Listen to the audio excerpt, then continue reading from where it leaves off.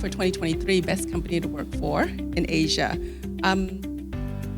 RMA is a global company, and you have over 2,000 employees in Cambodia, right, nationwide. How do you ensure you get that pulse, in terms of understanding your employees' needs? I think unlike the NUN, there's more foreigners as well as local employees as well. How do you ensure both voices are heard in the organization? I think as most larger companies and medium-sized companies do, we do conduct an annual engagement survey. Be interested in the twice-a-year one because it'll be the next step. But we do that, and we've done that for I think 9 years now, and we're just awaiting the results of the last one. But I know that again, point one, the participation we get is normally up around 90%. So across the RMA group globally, I think we're just probably around 8,000 employees total. And actually in Cambodia, we're 5,000. Yeah, probably closer to 4,500, 5,000. But we have really good participation. I guess that's point number one. And we get that because hopefully people are feeling that we do listen. So it's worth them saying something. So we ask, I guess, they're probably standard type questions, but we do a similar thing. When we get the results, we then send it back down the line to the actual teams so that team with their manager can discuss what the results are telling them and what they might want to do in terms of keep, stop, start, so that those results can become even better. And I say even better because generally our results across the board in Cambodia particularly very high in terms of the overall engagement. So, we'll ask about leadership, communication, manager, and, I think our final question is a very broad one where we essentially say, on balance, are you happy working with us? So it's a broad question to finish. So we do that, and we do send it back down the chain. It's only a once a year touch point. So there's obviously a lot more that we do.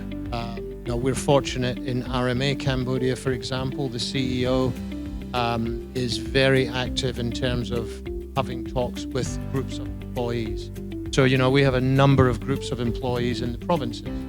He will frequently travel there along with the HR team, and he will arrange meetings where he'll just talk to those groups of people, and he will allow them to feed back to him.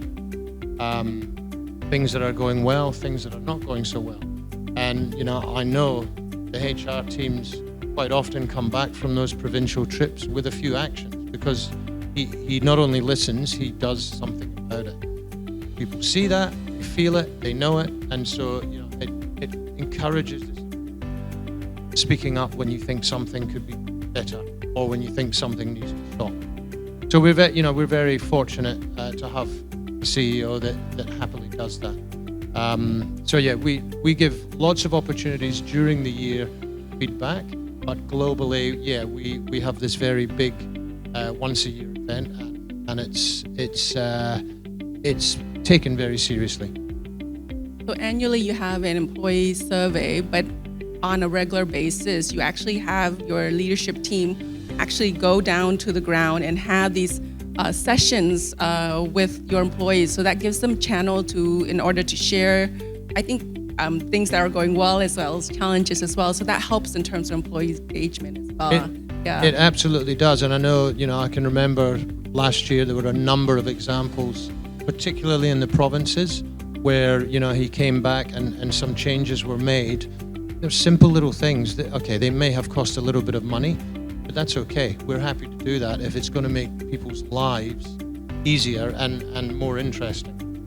Right. So it's providing channels for your employees to share their concerns, and then, if needed, actions that can be taken, right? And you can go back to them and explain to them why actions are taken or maybe not taken as well. That's also important, that two-way conversation. Yeah. Okay. So I guess I'll share a little bit about AAA since I'm the CHRO. So at AAA, we're very proud that we've won for the 4th year in a row HR Asia's Best Company to Work For. I think very similar to all 4 gentlemen is, at the end of the day, the health and well-being of our employees are core of everything we do. We don't take it lightly. So we talk about helping Cambodians, people live healthier, longer, better lives. And that starts with our employees, ensuring that their physical well-being, their mental, as well as their social and their financial well-being, because we are an insurance company, that it's well taken care of, because peace of mind is very important. So as a company, our strategy is really, our people is at the center of what we do. And so we're very proud to actually be a recipient of the HR Asia, but more importantly is seeing the smiling faces of my employees every day and knowing that, we're doing the best we can to help them live healthier, longer, better lives. Okay?